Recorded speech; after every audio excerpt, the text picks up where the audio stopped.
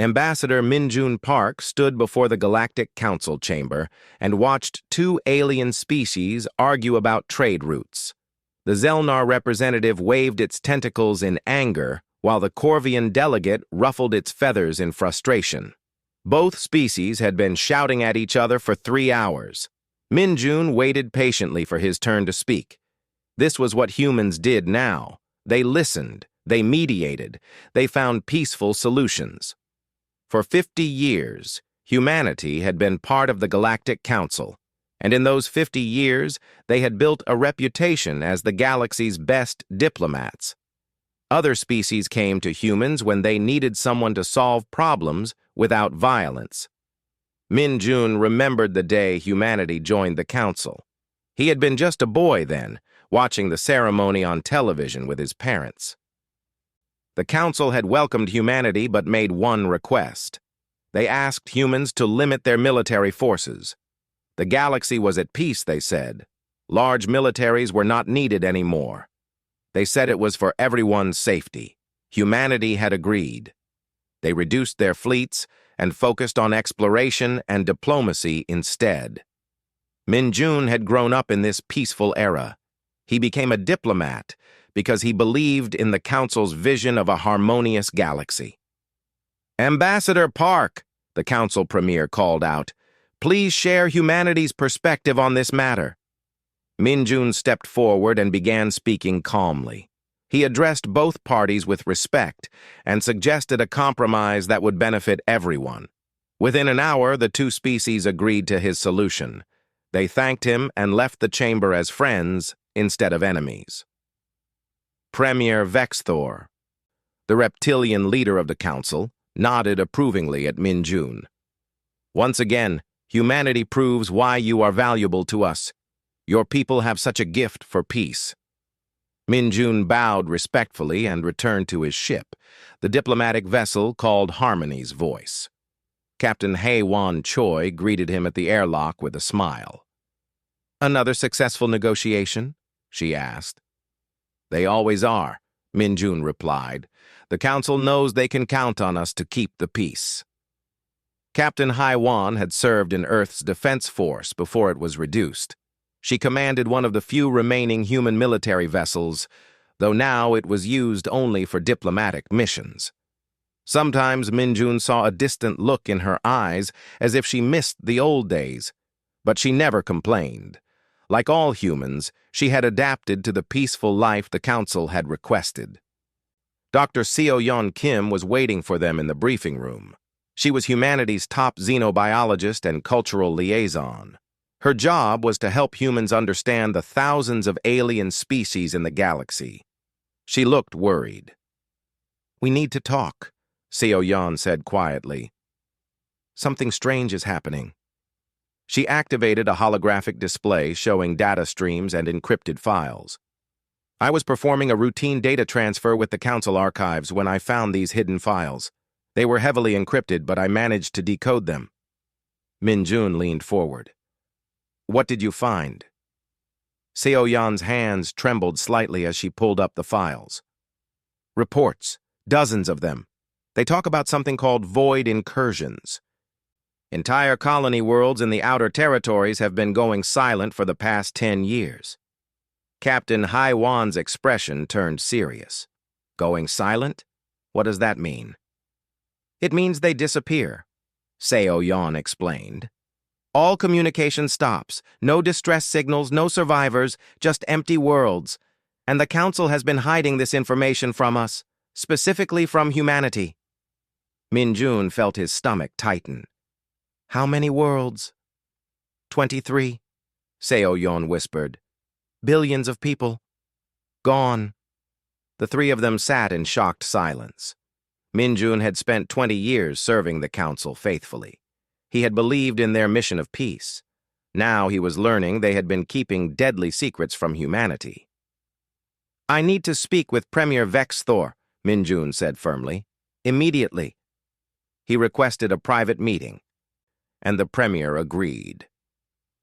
They met in a secure chamber away from the other Council members. Vexthor's scaled face showed no emotion as Minjun confronted him with the evidence. Is this true? Minjun demanded. Have you been hiding this from us? Vexthor was silent for a long moment. Then he sighed, a strange hissing sound. Yes, we kept this information from humanity deliberately. Why? Minjun felt anger rising in his chest. We're supposed to be partners. We're part of this council. That is exactly why we hid it from you, Vexthor replied. Humanity has a history of violence. Your species solved problems with warfare for thousands of years before joining us. We feared how you would react to this threat. You feared we would panic? Minjun asked. No, Vexthor said. We feared you would try to fight it. We feared you would take control. Your people are dangerous when threatened. The military restrictions we placed on you were never just about keeping peace in the galaxy. They were about keeping you contained. Minjun stared at the Premier in disbelief. You deceived us. For 50 years, you told us the galaxy was at peace. You told us to limit our defenses for everyone's safety. But really, you were just afraid of us. Can you blame us? Vexthor asked. Look at your history. Look at what humans do when they feel threatened. We have seen species like yours before. They conquer. They dominate. We could not risk that. And these void incursions? Minjun asked coldly. What are you doing about them? Vexthor looked away. We are managing the situation. It is under control. But Minjun saw something in the Premier's eyes that contradicted his words. It was not confidence he saw there. It was fear. Vexthor was afraid of the threat in the outer territories. And he was also afraid of what humanity might do if they learned the truth. This conversation is over, Minjun said. He turned and walked out of the chamber. As he returned to his ship, Minjun's mind raced. The Council had lied to humanity for decades. They had manipulated humans into reducing their defenses while hiding a threat that had already killed billions. And they had done it because they feared humanity's nature. Captain Heywan and Dr. Seo Yon were waiting for him. They could see the anger on his face. What did he say? Heywan asked. Minjun sat down heavily. He admitted everything. They've been deceiving us since the beginning. The military restrictions were never about peace. They were about controlling us because they think we're dangerous. Are we going to tell Earth? Seo Yon asked. Minjun nodded slowly. Yes. But first, we need to learn everything we can about these void incursions. If the Council won't protect the galaxy, then maybe humanity needs to. He looked at both of them with determination in his eyes. Find out everything. I want to know what we're really facing. The peaceful era was over. Humanity was about to learn that sometimes the most dangerous deception comes from those who claim to be your friends. The crew of Harmony's Voice worked through the night gathering information. Dr. Seo-Yeon Kim sat surrounded by holographic displays showing star maps and data files. Captain Haewon Choi coordinated with other human diplomatic vessels across the galaxy, asking quiet questions without revealing what they had discovered. Ambassador Min-Jun Park reviewed every piece of evidence, building a complete picture of the Council's betrayal. What they found was worse than any of them had imagined. Seo-Yeon pulled up a star map showing the outer territories. Red markers indicated silent colonies. 23 worlds, she said quietly. But it's not just the worlds themselves. Each one had populations in the billions. We're talking about entire civilizations that vanished. Min-Jun studied the map carefully. The silent worlds formed a pattern, spreading inward toward the galaxy's core like a disease. When did it start? The first disappearance was 10 years ago, Seo-Yeon replied. A mining colony called Teral 5. They missed a scheduled check-in. When Council scouts arrived, the entire planet was empty. No bodies, no destruction, just silence. The Council classified it as a communications failure and moved on. But it kept happening, Haewon said. Seo-Yeon nodded. Every few months, another world went silent. After the fifth incident, the council realized they were facing something serious. They started investigating, but they never told anyone outside the council leadership, especially not humanity.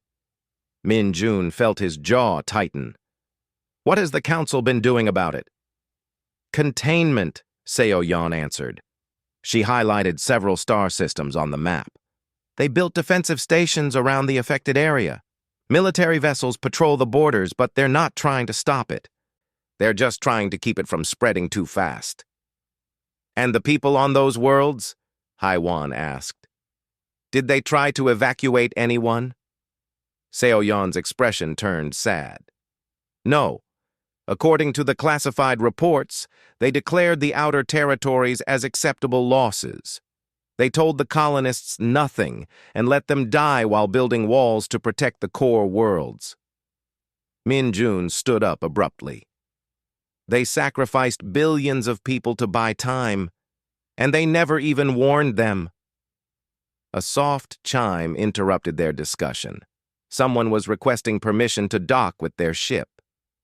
Haiwan checked the security screen and looked surprised. It's Junior Counselor Kix. He's alone.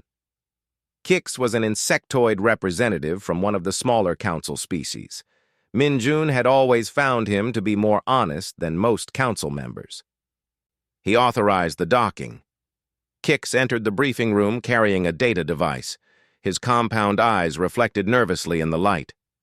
Ambassador Park, I am taking a great risk by coming here. But what the council is doing is wrong. You know we discovered the truth about the void incursions, Min Jun said. I suspected you would, Kix replied. Dr. Kim's data access requests were noticed. Premier Vexthor believes you will keep silent to maintain your position within the council. He does not understand humans at all. Kix placed the data device on the table. This contains military deployment records and scientific analysis of the threat, information the council has been hiding from everyone, including most council members. I thought you should have it. Seo Yan immediately began downloading the data. New information flooded across the displays. Min Jun watched as the scope of the disaster became clear. They call it the decay, Kix explained.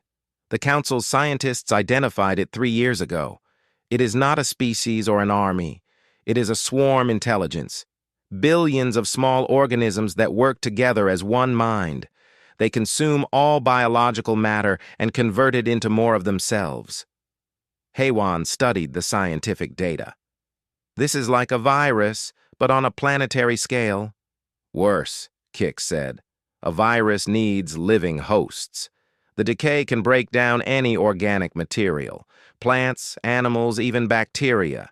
It consumes everything and spreads exponentially. One decay organism becomes 2, 2 becomes 4, 4 becomes 8. Within weeks, an entire planet's biosphere is converted. Seo Yan ran calculations on her display. At this rate of spread, the decay will reach the core worlds in 4 months. The council knows this, Kix confirmed. They have been preparing defensive positions and evacuation plans for the wealthy core systems. But the outer territories, the minor species, the colonies far from the center of power, they are being left to die. Min Jun felt sick. How many people are still in the decay's path? Kix's antennae drooped. Current projections estimate 42 billion souls will be lost before the decay reaches council defenses. My own species has 3 colony worlds in the danger zone. The council has not even warned us. What about military action? Haiwan asked. The council has thousands of warships. Why aren't they fighting back? They tried, Kix said sadly. In the early days, they sent fleets to the affected worlds. The decay adapted to every weapon they used. Energy weapons, kinetic projectiles, even nuclear devices. The decay absorbed the attacks and grew stronger. The council lost 17 fleets before they decided to focus on containment instead of combat.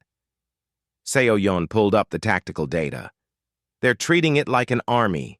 They're trying to kill it with overwhelming force. Is there another way? Min Jun asked. Seo-yeon studied the scientific analysis carefully. Maybe.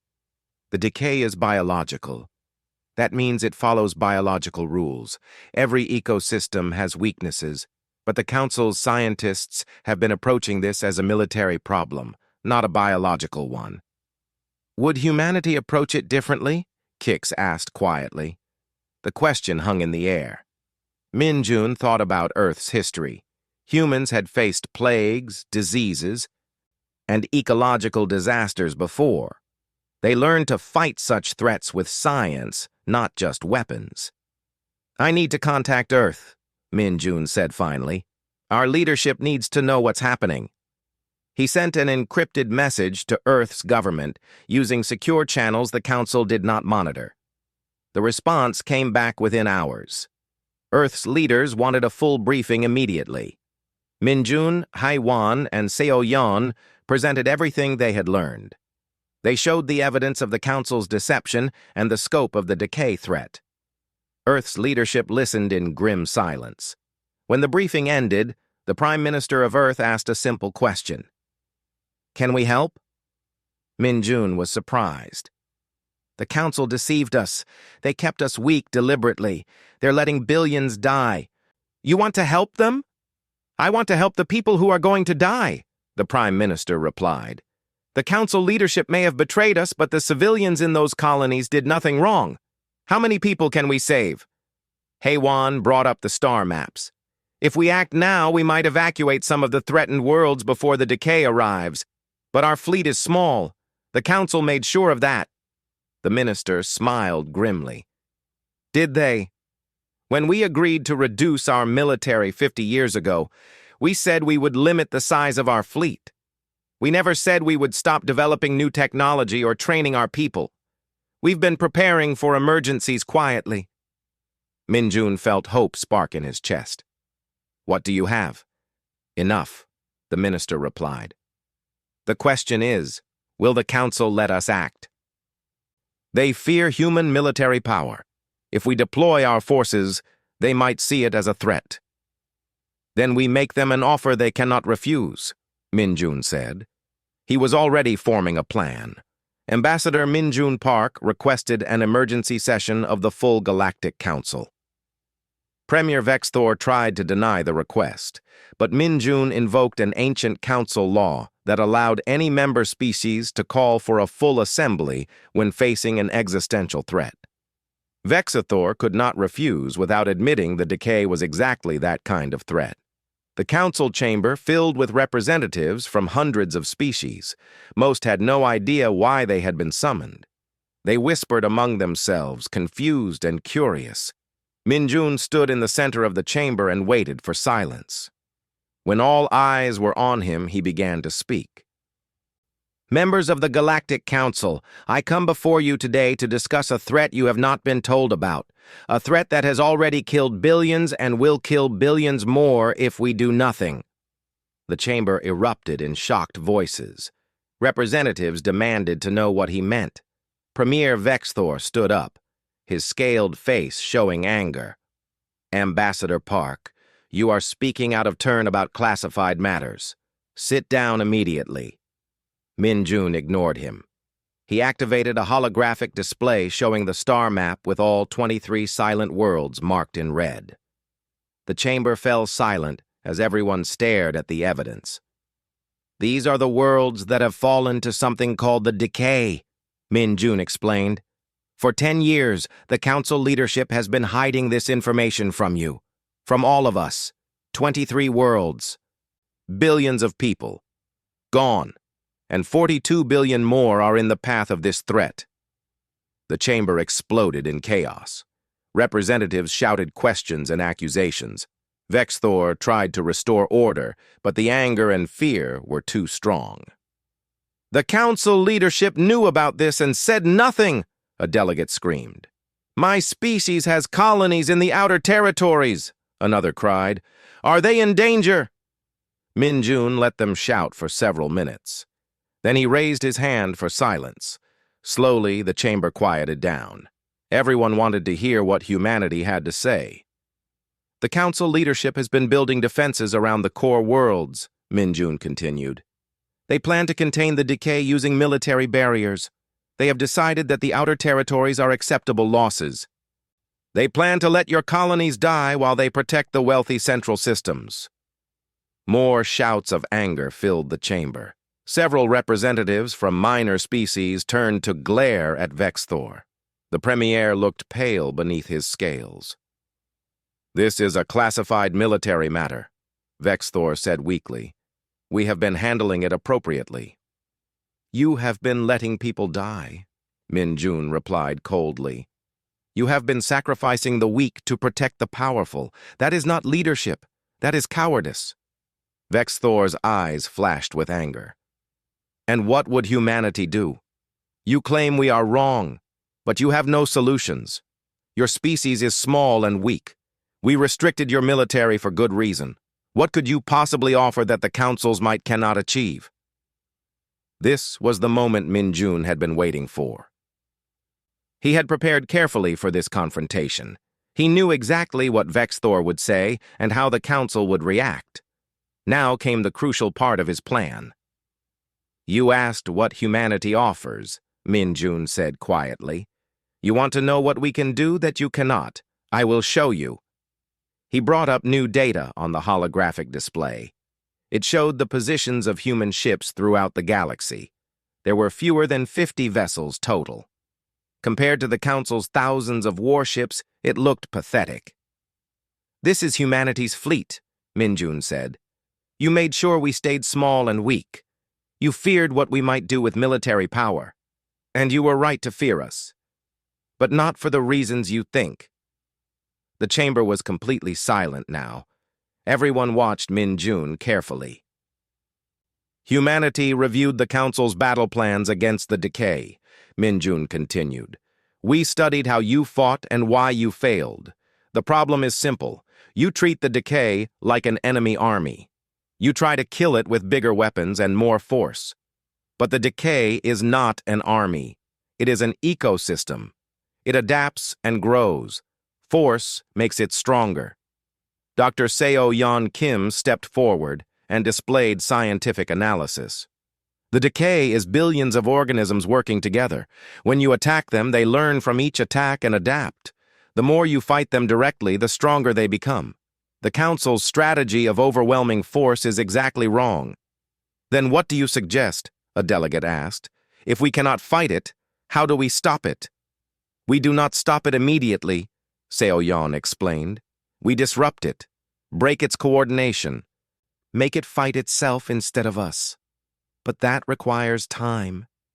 And right now, the decay is consuming worlds full of innocent people." Minjun looked at the star map showing the threatened colonies. Billions of lives hung in the balance. He thought about every species that the Council had written off as acceptable losses.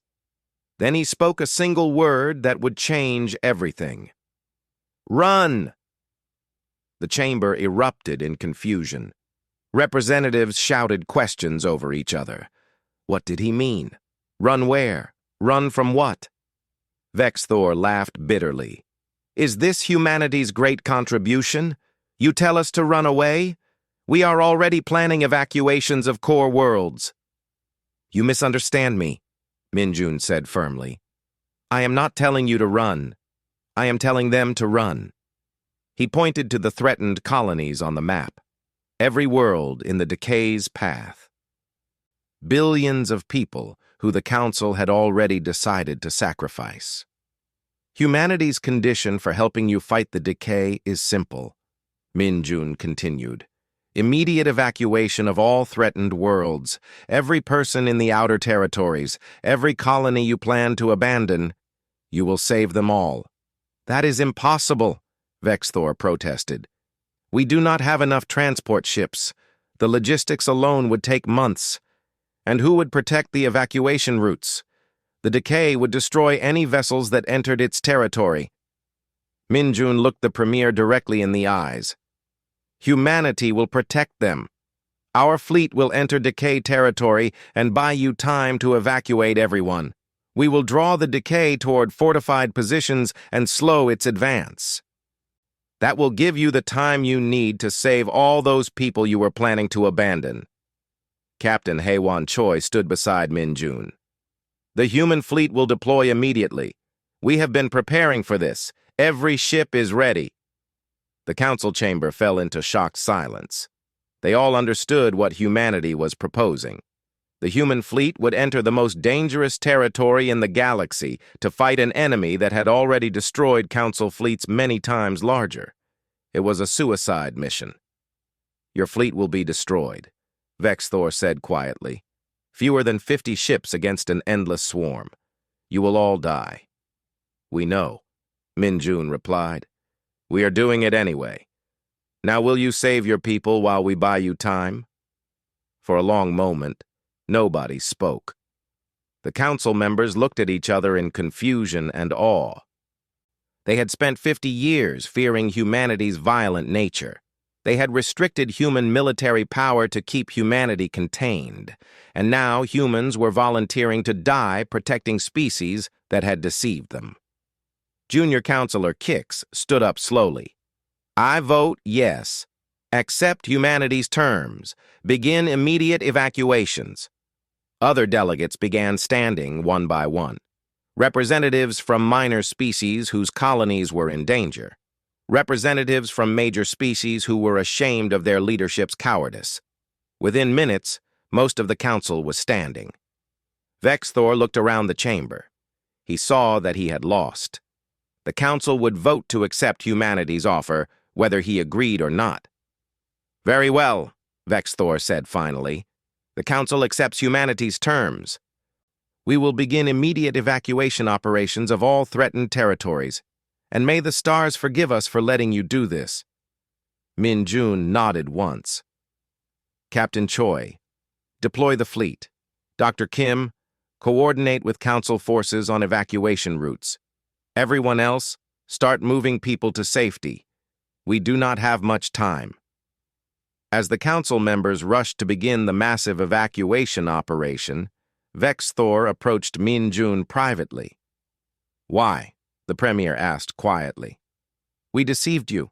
We kept you weak. We were prepared to let billions die. Why would you sacrifice yourselves for us? Min Jun looked at the star map one more time. He thought about all those people who would die if humanity did nothing. Then he answered simply, because it is the right thing to do. The human fleet arrived in the outer territories within 3 days. 47 ships. That was all humanity had to offer against a threat that had consumed 23 worlds. Captain Haewon Choi stood on the bridge of Harmony's Voice and watched her tactical display fill with red markers showing decay concentrations. All ships report ready, her communications officer said. Haewon opened a fleet-wide channel. This is Captain Choi to all vessels. Our mission is simple. We create safe corridors for the evacuation transports. We do not need to win battles. We just need to buy time. Every hour we hold the line is another 1 million people saved. Make every second count. The human ships moved into position. They were not arranged for traditional combat. Instead, they formed a web of overlapping fields, creating zones where evacuation ships could operate safely. Behind them, hundreds of council transport vessels began the massive task of evacuating entire worlds. The first decay swarm appeared on the sensors like a wave of darkness, billions of organisms moving together with terrifying coordination. Haewon had studied the council's failed battle recordings. She knew what mistakes they had made. Do not engage with kinetic weapons, she ordered. Deploy biological disruptors on my mark. Human ships fired devices that released specially engineered compounds into space. When the decay organisms touched these compounds, their coordination broke down temporarily. The swarm scattered in confusion, organisms crashing into each other and breaking apart. It is working, the tactical officer reported. The swarm has lost cohesion. They are reforming, but it will take time. How much time? Haewon asked. Approximately 4 hours before they regroup. 4 hours. That meant 4 hours for the evacuation transports to load refugees and escape. Haywan watched the transport vessels descend toward the first threatened colony world. Millions of people were boarding those ships, running for their lives.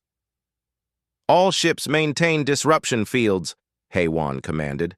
"Rotate positions every hour to give the decay multiple targets to track." The human fleet moved in carefully choreographed patterns. They were not trying to destroy the decay. They were trying to confuse it, slow it down, make it waste time chasing phantoms instead of consuming planets. And it was working. In the first week, the evacuations saved 8 worlds. 2 billion people loaded onto Council transports and fled to safety. People who would have died if the Council had followed their original plan. People who lived because humans decided their lives mattered. But the cost was terrible. The decay adapted quickly. What worked the first day became less effective the second. The biological disruptors that bought 4 hours of confusion soon bought only 3 hours, then 2, then barely 1. The swarm was learning to recognize and counter human tactics. 3 human ships were destroyed in the first week. The decay had figured out how to overwhelm the disruption fields by attacking from multiple directions simultaneously. Haywan watched the casualty reports with a heavy heart. Those were her people dying out there, her friends, her crewmates. "Captain, incoming transmission from the evacuation coordinator," the communications officer said. A holographic image appeared showing hundreds of transport ships loaded with refugees. "Captain Choi, this is Transport Group 7. We have successfully evacuated Colony World Terrell 9. 3 million souls aboard our vessels. Thank you for protecting us." Haywan nodded. "Get those people to safety. We will hold the line." More evacuations followed. The Council had mobilized every available transport vessel in the galaxy. Species that had never worked together before now cooperated to save lives. Ships from 100 different civilizations followed the safe corridors that human vessels created with their sacrifice. But then something unexpected happened. Junior Counselor Kix arrived with a fleet of volunteer ships. They were not Council military vessels.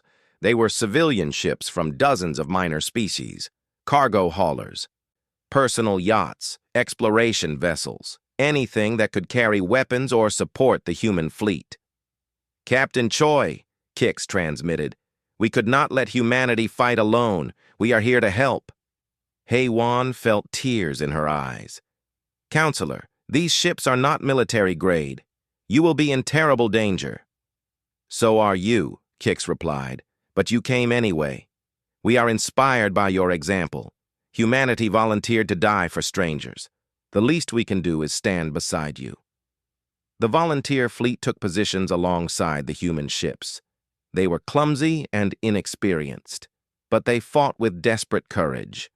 A cargo hauler from the Kixian species used its loading equipment to physically grab and throw decay organisms away from evacuation routes. An exploration vessel from the Velnar civilization deployed mining charges to create temporary barriers.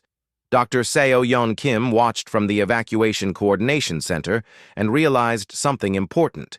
The volunteer species were not the powerful major civilizations that dominated the Council. They were the minor species, the ones the Council had dismissed as unimportant, the ones who understood what it meant to be considered expendable. "This is what the real galactic community looks like," Seo Yeon said quietly. "Not the Council chambers with their politics and power games. This, people helping people." Together, the human and volunteer forces expanded the safe evacuation zones. More worlds were saved, more people escaped the decay's advance.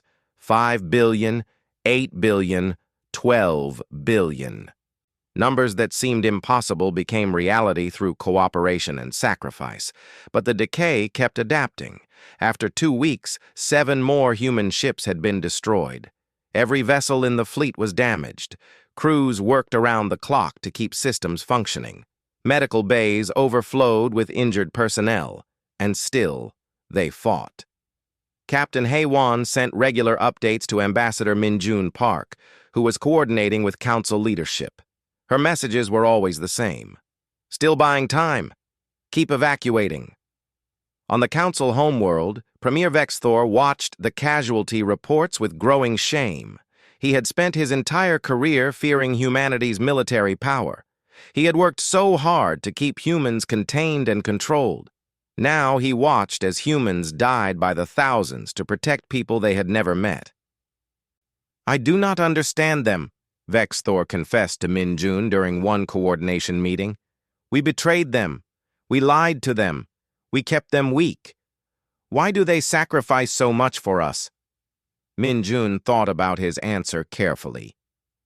"You feared humanity because you thought our strength came from weapons and violence.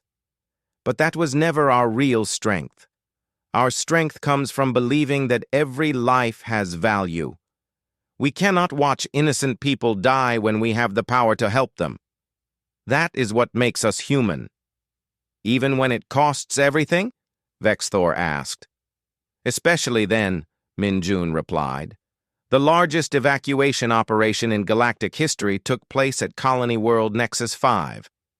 8 billion people lived on this world. It would take days to evacuate everyone, even with hundreds of transport ships working simultaneously.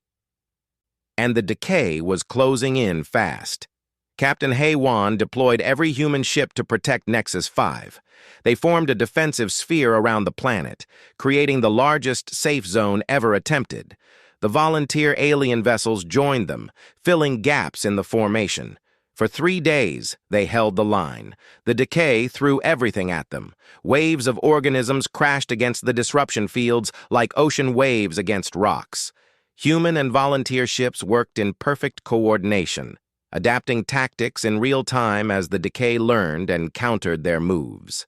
Ships fell. Brave crews gave their lives to hold positions for just a few more minutes. A human destroyer sacrificed itself to block a breakthrough that would have reached the evacuation transports.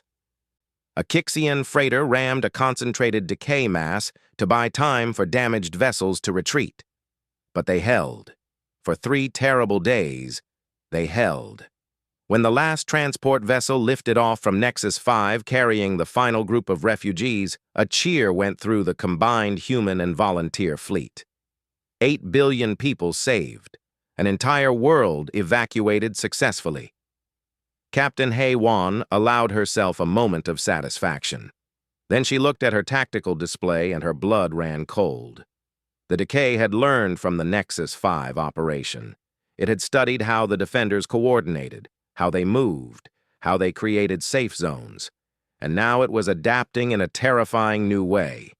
The swarm had stopped pursuing the evacuation transports.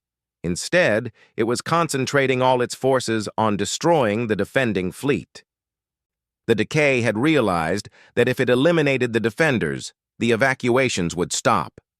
"Captain," the tactical officer said with fear in his voice, "the entire decay swarm is converging on our position. All of it. Every organism in this sector." HFY looked at the sensor readings. It was an ocean of red markers.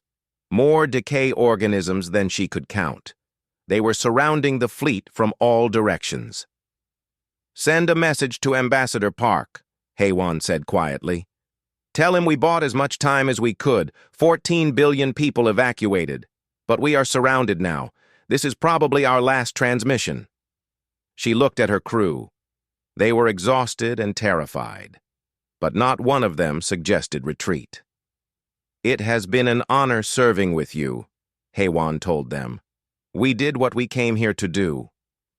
We saved people who needed saving." Dr. Seo-Yeon Kim worked frantically in her laboratory aboard the evacuation coordination station. She had been analyzing the decay's behavior patterns for weeks, and something had finally clicked. She opened an emergency channel to Captain Hae-Won Choi. "Captain, I have a breakthrough. The decay is not one single organism." Hae-Won's tired voice came back. "We know that, Doctor. It is billions of organisms working together." "No, you misunderstand," Seo-Yeon said urgently. "They are not working together by choice. They are competing. Every individual decay organism wants to consume and reproduce faster than the others. The swarm intelligence is what forces them to cooperate. But if we break that coordination, they will turn on each other. Haiwan understood immediately. The disruption weapons we have been using only break coordination temporarily. You are saying we can make it permanent? Yes, Seo Yan confirmed. But it requires simultaneous strikes at multiple coordination centers deep inside decay territory. I have identified 7 critical nerve points where the swarm intelligence is concentrated. If we can disrupt all 7 at the same moment, the entire decay swarm will lose permanent cohesion. Without the controlling intelligence, the individual organisms will attack each other in a feeding frenzy. There was a long silence. Then Haiwan spoke quietly. Those nerve centers are surrounded by the highest concentration of decay organisms in the galaxy. Any ship that goes that deep will not come back. I know, Seo Yan whispered. I am sorry. But it is the only way to stop the decay permanently. Otherwise, it will just keep adapting and spreading. Haiwan looked at her tactical display. The decay swarm was closing in on her fleet from all sides. They were already doomed. At least this way, their deaths would mean something. Send me the coordinates, Haiwan ordered. We will do it. She opened a fleet-wide channel to all remaining human ships. 12 vessels left out of the original 47, battered, damaged, but still fighting. All ships, this is Captain Choi. I am uploading new mission parameters. We have a chance to end the decay permanently, but it requires us to fly into the heart of the swarm and strike 7 targets simultaneously. None of us will survive this mission. I will not order anyone to follow me. This is a volunteer mission only. She waited for responses. One by one, every human captain accepted the mission. Not one ship refused. We were already on a one-way trip, one captain said. This way, we go out making sure the decay never threatens anyone again. Then Junior Counselor Kix's voice came over the channel. Captain Choi, the volunteer fleet also volunteers for this mission. You cannot take 7 targets with 12 ships. You need us. Counselor, your ships are not military vessels, Haiwan protested. This will be certain death. We know, Kix replied. But we refuse to let humanity die alone. You taught us that some things are worth dying for. The safety of the galaxy is one of those things. More voices joined in. Captains from a dozen different species, cargo haulers and exploration vessels and personal ships. All volunteering to fly into the center of the decay swarm, knowing they would never return. Haiwan felt tears streaming down her face. Thank you, all of you. It has been an honor fighting beside you. Now let us finish this together. She divided the forces into 7 groups, each assigned to strike 1 nerve center. The ships formed up and began their final approach into decay territory. The swarm parted before them like a living ocean, then closed behind, cutting off any retreat.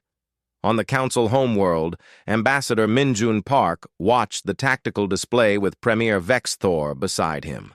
They could see the human and volunteer ships diving deeper into the decay swarm, moving toward certain death. They are really doing it, Vexthor said quietly.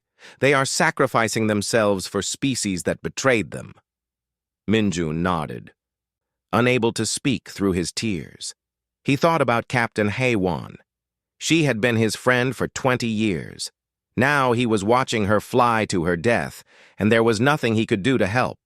The 7 strike groups reached their targets simultaneously. Surrounded by countless decay organisms, they deployed specialized disruption devices that Dr. Seo Yan had designed, devices that would permanently scramble the coordination signals the swarm intelligence used to control individual organisms. The devices activated all at once. For a moment, nothing seemed to happen. Then the decay swarm began to shudder and twist. The unified intelligence that had made it so dangerous fractured into billions of competing minds. Individual organisms stopped coordinating. They stopped working together. Instead, they began attacking each other. A feeding frenzy erupted across the entire decay swarm. Organisms consumed each other in a desperate competition for resources. The swarm that had threatened the entire galaxy turned inward and began destroying itself. Captain Haywan watched the chaos through her view screen. The mission had succeeded. The decay was defeating itself, but her ship was surrounded by the frenzy with no escape route. She opened one final transmission to Ambassador Park. Minjun, old friend. All colonists safe. Mission accomplished. 14 billion people saved. The decay is destroying itself. Tell Earth that we did our duty. Tell them it was an honor. The transmission cut off as the decay swarm consumed the last human ship. Minjun collapsed to his knees, sobbing. Premier Vexthor stood beside him in silence, witnessing the greatest sacrifice in galactic history. 3 months passed. The decay had completely consumed itself within 2 weeks of the final mission. Without the coordinating intelligence, the individual organisms fought until nothing remained but lifeless matter floating in space. The threat that had menaced the galaxy for 10 years was gone. The Galactic Council underwent massive reforms. Premier Vexthor and the entire old leadership resigned in shame. Junior Counselor Kix became the new premier, leading a council focused on transparency, cooperation, and mutual protection. The old politics of power and secrecy were abandoned. Ambassador Minjun Park stood before a memorial wall on the council homeworld. The wall listed every human who had died fighting the decay. 35 ships lost, thousands of crew members. Beside each human name was an alien name, someone whose life they had saved. Dr. Seo Yeon Kim joined him at the memorial. They are calling humanity the galaxy's protectors now. Every saved world has erected monuments to the human sacrifice. Minjun touched the wall gently. They were just people doing what they thought was right. That is what makes them heroes, Seo Yeon replied. They did not fight for glory or power. They fought for people they had never met. The final tally was staggering. 14 billion people evacuated from 23 threatened worlds. Species that would have gone extinct were saved. Civilizations that would have been lost were preserved. And it had cost humanity 35 ships and thousands of lives. But 12 human ships had survived, damaged beyond repair, but their crews lived. They were honored throughout the galaxy as the generation that saved civilization itself. New species were joining the reformed Galactic Council every week. Minor species that had been ignored by the old leadership were now welcomed as equals. The council that had once been dominated by fear and power politics was transforming into a true community of cooperation. Premier Keese instituted a new tradition. Every council session now began with a moment of silence for those who died fighting the decay. And every council chamber displayed the same inscription, a single human word carved in stone. Not run anymore, though that word was also honored. The new word that represented humanity's gift to the galaxy was even simpler. Together. Minjun stood looking at Earth through the viewport of the council station. His homeworld hung in space, beautiful and blue. Humanity had paid a terrible price to save the galaxy, but they had proven something important. They had proven that strength was not about weapons or military might. Real strength came from being willing to sacrifice for others, from believing that every life had value, from standing up and fighting when it would be easier to run away. The galaxy had feared humanity because they thought humans were violent and dangerous. They were right. Humans were dangerous, but not in the way the council had feared. Humans were dangerous because they could not watch innocent people die without trying to help. They were dangerous because they would sacrifice everything to protect those weaker than themselves. They were dangerous because their compassion and courage could inspire entire civilizations to be better than they were. Premier Vexthor approached Minjun quietly. The former premier had stayed on as an advisor, working to make amends for his mistakes. "I spent my whole life fearing what humanity might do with military power," Vexthor said. "I worked so hard to keep you contained, to keep you weak. I thought I was protecting the galaxy from a dangerous species." "And now?" Minjun asked. Vexthor looked at the memorial wall visible through the window. "Now I understand that I was protecting the galaxy from the wrong thing. Humanity's danger was never your weapons. It was your example. You showed us that we had become cowards, that we had stopped caring about anyone except ourselves. You reminded us what it means to be brave." He paused, then continued quietly. "You were right. When you said doing the right thing was reason enough. I had forgotten that truth. The entire council had forgotten it. But humanity remembered. And 14 billion souls are alive today because you did." Minjun placed a hand on the old premier's shoulder. "We all make mistakes. What matters is learning from them. The new council is better than the old one. That is your redemption." Vexthor nodded gratefully and walked away, leaving Minjun alone with his thoughts. Dr. Seoyon joined him again, holding a datapad. "The final casualty reports are in. We lost fewer people than we expected. The volunteer fleet's sacrifice saved many human ships." "They died as heroes," Minjun said. "All of them." "Yes," Seoyon agreed. "And they died proving that the Council's fears about humanity were backwards. They feared we would conquer the galaxy with our military might. Instead, we conquered it with compassion." Minjun smiled sadly. Captain Haywan would have laughed at that. She always said the best weapon humanity had was making friends. They stood together in silence, remembering the fallen, remembering the sacrifice that saved billions, remembering the moment when humanity gave one word of command and changed the galaxy forever. The word had been run, but humanity had not meant run away from danger. They meant run to safety while we stand and fight. Run while we protect you. Run while we buy you time with our lives. The galaxy had misunderstood at first. They thought humanity was telling them to flee like cowards. But then they saw humans standing their ground against impossible odds. They saw humans dying to protect strangers, and they understood the truth. Humanity's order was not about fear. It was about love. Love for people they had never met. Love strong enough to die for. That was the legacy Captain Haywan Choi and her brave crew had left behind. Not a galaxy ruled by human military might, but a galaxy inspired by human courage and compassion to be better than it was.